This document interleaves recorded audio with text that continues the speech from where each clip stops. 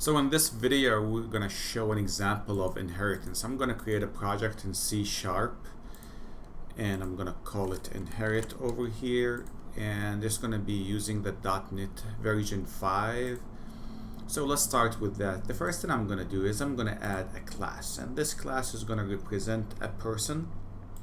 So let's do this. Let's say that this class is called a person, and to make it easier, it's going to have a couple of properties which, as you know, create the backend field.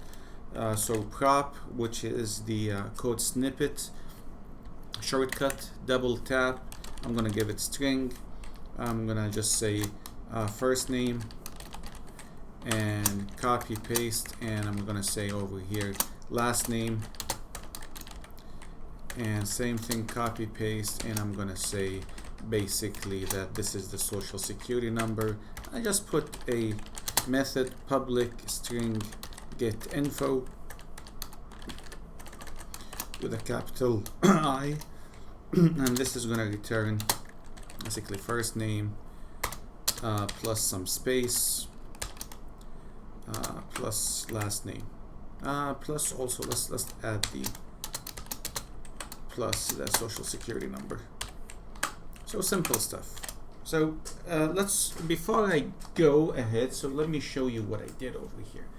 I'm gonna go to my Microsoft Paint and show you a sketch of a UML diagram. So what I did is actually I just created a class, and this class is called person, and it has the minus, or it's going to be a plus, first name,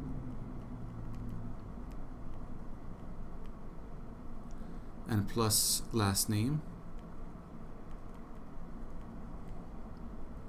and plus social security number, and it's going to have one method, and it's going to be a plus over here, and the method is called get info. Very simple stuff. Again, this is a UML class diagram.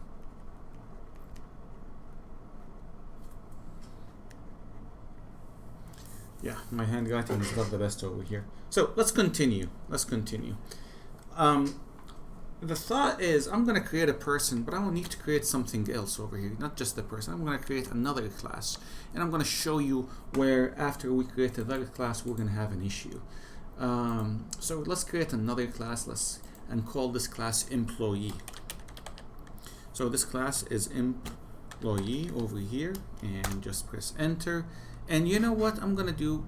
We have to think about this stuff semantically, because an employee will have a first name, the employee will have a last name, will have a social security. So I'm gonna do this. I'm just gonna copy and paste. So over here I'm gonna go inside and copy and paste. And you know what? An employee could have something else as well, and I'm just going to leave it as a string, and this something else is basically an employee ID, and that's something specific to the employee, which is not every person employee, not every person has an employee ID, but it also has a get info over here. So I'm going to take this get info and put it over here, and just add to it another space and another employee ID, stuff like this. So now we have two specific classes, and I'm just going to take this window over here. I'm going to take this off. I'm going to put the windows side by side. So let me show you what's going on. So if you look at it side by side, we have two classes. Two classes are very simple. One is called person, one is called employee. Both look similar somewhat, and both have properties for first name, last name, and social security.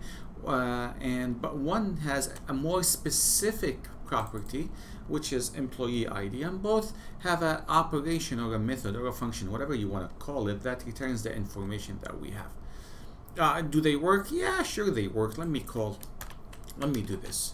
So let me say that we have a person, P1 equal to new person, or just new because C# allows this.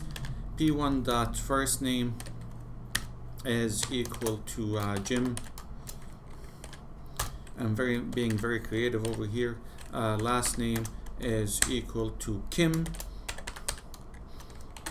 and social security is 1234, which does not exist. And let's say that we want to print this information, p1 dot get info. We print this out using this line, and you know what, I'm just going to copy and paste over here, and instead of p1 I'm going to put employee E1 and E1 and instead of Jim and Kim, Joe, Bob with a capital B. And let's distinguish this, and instead of this guy we're gonna put an E1. And if you want to see, the only thing that we forgot to do is basically employee ID is going to be equal to A112, whatever. Okay, and if we execute, just write the execution over here, we can see that, well, these are two different references to objects from two different classes because these are two different types. Now, let's go back to the UML over here and show you what's going on. Let me get my drawing pad and show you what's going on. So here is what we did. So I'm going to go back over here and I'm going to create a, let me just drag it, make sure it drags correct. Select the pin. Oh, that's a mistake over here. Really quick. So it's the same thing over here, employee. And we have the plus first name, and I'm just going to say F name, and plus last name, and plus social security, and plus employee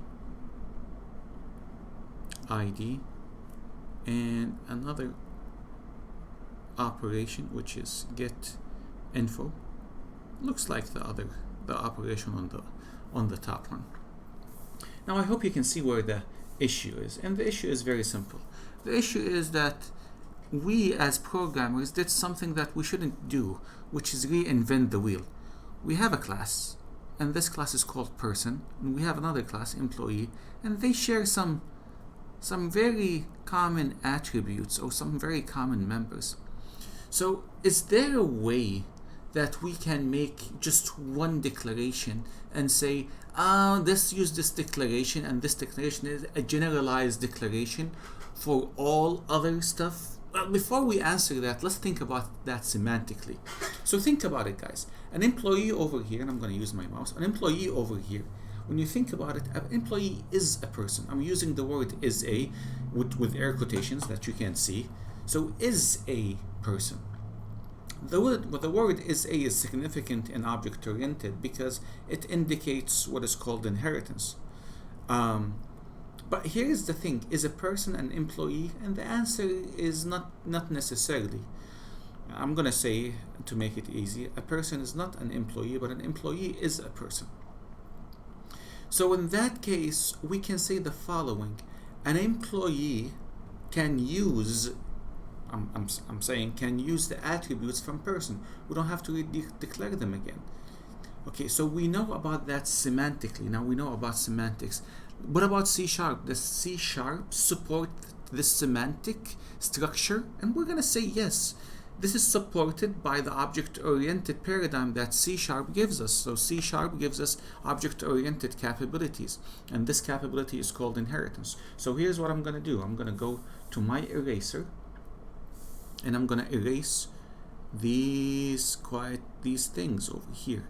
Why did I erase first name and last name and social security? Because they're already in person. But how can I connect the person to employee? I need to get an arrow, and this is a UML diagram, and put that line and the arrow pointing up to the class I need to inherit from, or I need to use from. So this is in the UML class diagram saying, well, employee inherits from person. What does it mean inherits? It means that employee can access the members of person. And I'm not going to be specific. This is just a general introduction. If you want to be specific, I'm going to say in this case it can access the public members of person. So that's awesome. Why is it awesome? Because we can represent this in programming. Let's go to the programming side and show you what's going on. So let me get the keyboard again and show you what's going on. So over here, here's what I'm gonna do. I'm gonna exit my full screen. I'm gonna close this guy, and I'm gonna go to show you person again and employee again. So person, we're not gonna change anything on it. Employee, we're gonna say, you know what? I'm gonna get rid of this guy and this guy and this guy. But if I do that and I'm left with employee ID, I'm gonna get this error. What is first name? What is last name? What is social security? We know, I'm gonna say, well, they're not defined. Yes, they're not defined employee, but defined in person. So I need a mechanism and the syntactic tools of C# to say, let me inherit from person. And the way to do that is to put a colon. This means inherit from or inherits from, and then you put the class that it inherits from. So you put person. Once you put person, this thinks that the compiler errors disappear. Now, yes, we have something in green. We'll discuss that later. But like this is the way that we inherit. And if you look at it right now, if you look at the program is the program going to still work? Let me execute. So Control F5 and it's going to execute, and it's the same execution. It's the same execution that we had before. So we know it works. So what we did right now is we have two classes. The first class is called person and the second class is called employee. Let me go over here again and just give some terminology for those who are studying object-oriented. Very simple stuff. This class at the top is called the base class. This is the terminology used in C# or the .NET framework. If you're using Java, it's called the super class. And in general, sometimes some literature will call it the parent class. Okay, and this guy over here is the derived class, or sometimes they call it the subclass, or the child. Not a lot of literature use that. Child class. So the child class or the subclass or the derived class inherits from the base or super or parent class, whatever you. So if you go and read literature and see a base class, you know that this is the super or the parent class. I'm giving all of these so that you are diverse on your knowledge of what is used in the literature out there. Now, there is an awesome tool also in Visual Studio that shows the UML or the class diagram. So I'm going to go right click over here on the project itself, not left click, right click. I just left clicked. Let me just close it just to let you know. So right click over here and add an item, and this item is going to be a class diagram if I have it. Apparently I do.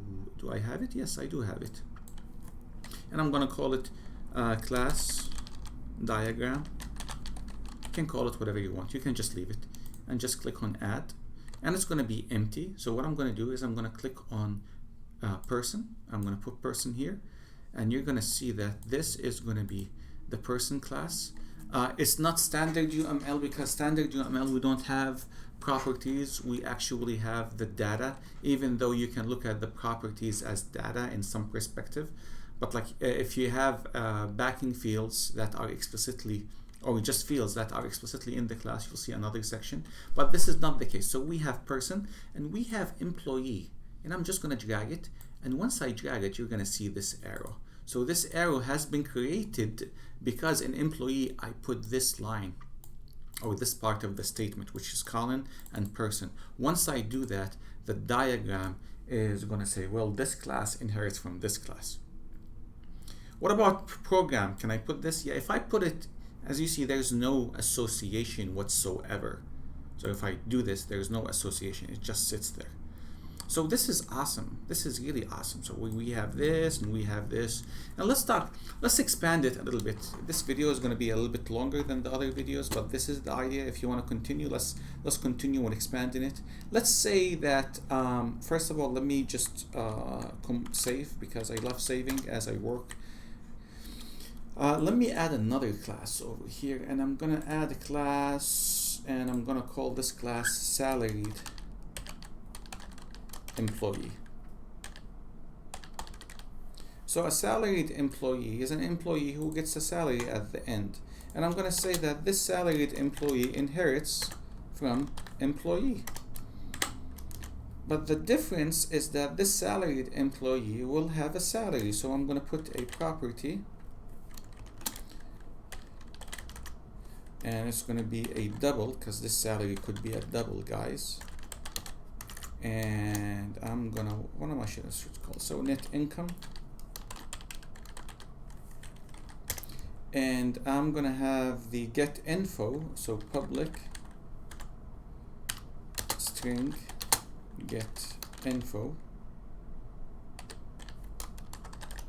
which is basically going to do the same thing. I'm just going to copy and paste from employee over here, and just, that's going to be easier, and plus some space, and plus which is net income. That's it. Now that's awesome, because if we do this, if we go to the class diagram, let me first compile. If we look at the class diagram and add the salaried employee, and I'm just going to put it on this side, as you can see, the salaried employee inherits from the employee. The other thing I'm going to do is I'm going to add another class, and you know, employees can be salaried or can be hourly. So I'm going to call this H employee, and H employee is an hourly employee. An hourly employee will have a integer, which is hours. How many hours does this employee work? And instead of days and instead of double, let me put it instead of integer, let me put it as double, and rate. And over here, if I have the get info, I'm just gonna take this guy and go back, and I need to calculate the salary. So let me put another method before I continue with this guy. I'm going to say public double get salary or income, if that's better, and this is going to return hours multiplied by rate. And let me put the R as capital or uppercase, if you want to call it like that, semicolon over here, and we don't have any net income, we have get income, which is the get income that belongs to this guy. Now I'm still getting first name and last name and social as a problem, because again, this has to inherit from employee. Now I don't have any of those issues. So again, let's go to the class diagram. I need first to compile just to make sure everything's correct. Yes, indeed, it's correct. And let's go to the class diagram and add this guy. I'm just going to add it over here. And as you can see, both of them inherit from class employee. Now, a couple of things that you need to know. Inheritance is a really awesome tool in the object-oriented programming world. It allows you to not reinvent the wheel. It allows you for code reuse. It gives you a better understanding of abstractness. So the highest abstractness version that you have in your head is a person. An employee is also an abstract concept, but in reality, there is nothing called an employee by itself. It's either a salaried employee or an hourly employee. So when we create instances of employees, it's not an instance about this employee, but either a salaried or an hourly employee. So what we did is a bunch of stuff. First of all, we encapsulated, which is one of the pillars or terminologies in object-oriented, we encapsulated what it means to be a person, what attributes to be for a person in this class, what attributes is it for an employee, how these two classes relate to each other. Basically, this is a base class over here, and this is a derived class from this base. Then we said, you know what, we're going to create another type. Again, every time we create a class, we create a type. So we're going to create another type over here called salaried employee. And this type inherits from this guy. And hourly employee also inherits from this guy, which is employee. Another aspect you think about, how many base classes do we have? Again, base class means superclass. How many superclasses? We say, somebody will say only person. That is that is correct if we didn't have these guys, but actually we have person and we have employee. Okay, and the other, how many child classes? Well, we have salaried and hourly and employee as child classes or subclasses or derived classes. And by the way, this class employee acts in this diagram, it's acting as a subclass and a superclass at the same time. It's a subclass for person and it's a superclass for salaried employee and hourly employee. I hope that answers many of your questions. If you have any question, let me know. If you want to subscribe, and the comments below, and so you can please comment so I can answer your questions. Thank you.